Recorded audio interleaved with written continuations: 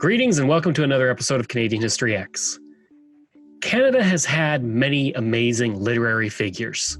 Lucy Maud Montgomery, we've had Margaret Atwood, Farley Mowat, and many others. But one of the best, and one of the least known, is Milton Acorn, arguably Canada's greatest poet, or at least one of its greatest. Today on the video, I want to look at the life of Mr. Acorn, and I didn't even know who he was.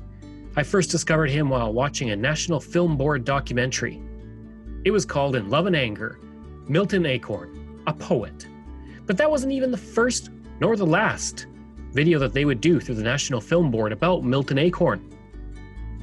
In 1971, he was the subject of Milton Acorn, the People's Poet. And the second was in 1988, called Awake for Milton. As the name suggests, it came after his death.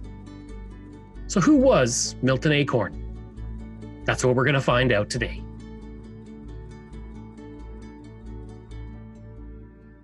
Milton Acorn was born on March 30th, 1923 in Charlottetown, Prince Edward Island, and grew up on the island, only leaving to join the Canadian Army at the age of 18.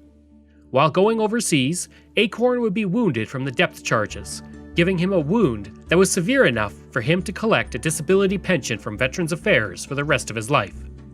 After he recovered, he returned home to Prince Edward Island and then moved to Montreal after starting to write poetry in 1950. Before long, he was deeply involved in the Montreal literary scene, becoming friends with people like Al Purdy and Irving Layton. In Montreal, he would begin to publish his early poems in the magazine New Frontiers.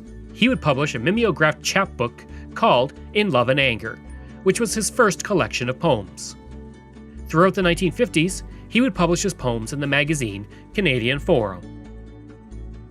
While he loved Montreal, he soon decided to move to Toronto, and he was often found at the Bohemian Embassy, where he would read his poetry. In 1962, he would marry fellow poet Gwendolyn McEwen, one of Canada's greatest poets and a person who deserves an entire video of her own. Sadly, the marriage only lasted until 1964.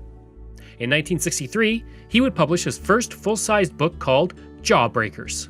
After the divorce, he would move to Vancouver and join the League for Socialist Action, and in 1967 founded the underground newspaper, The Georgia Straight, which publishes to this day.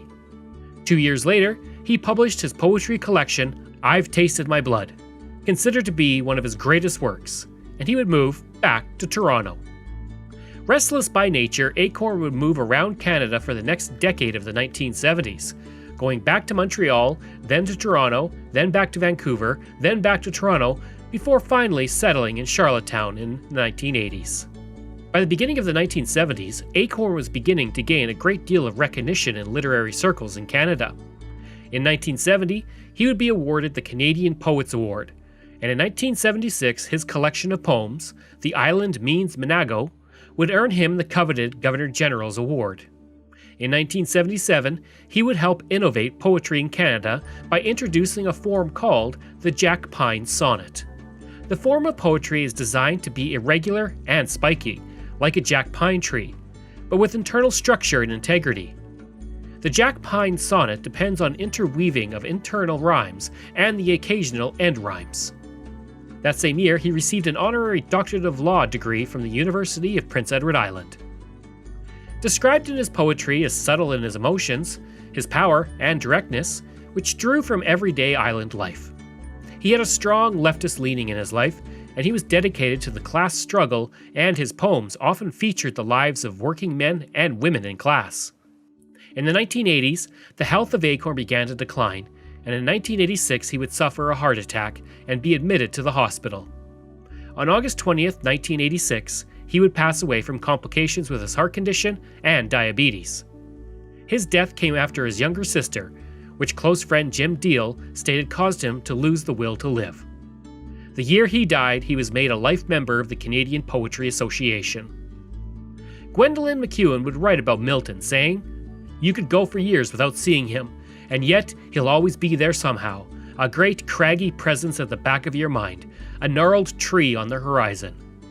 Al Purdy would say, "The acorn tree always walked on its roots, and always into sunlight. It lifts the heart." One of the aspects of Milton that would have a lasting influence was his generosity with his time to work with young poets. He would read manuscripts, encourage authors, and provide advice, arguably making him the most accessible literary figure in Canada during his later life. 1 year after his death, the Milton Acorn People's Poetry Award was established in his memory. It is presented annually to an outstanding people's poet, providing them with $500 and a medallion. Today, Acorn is considered to be Canada's national poet. I hope you enjoyed that look at Canada's national poet, Milton Acorn. And if you did, please leave a like, share, leave a comment, anything you like. You can email me if you like. Just email craig@canadaehx.com. You can visit my website where you'll find hundreds of articles on Canada's history, canadaehx.com.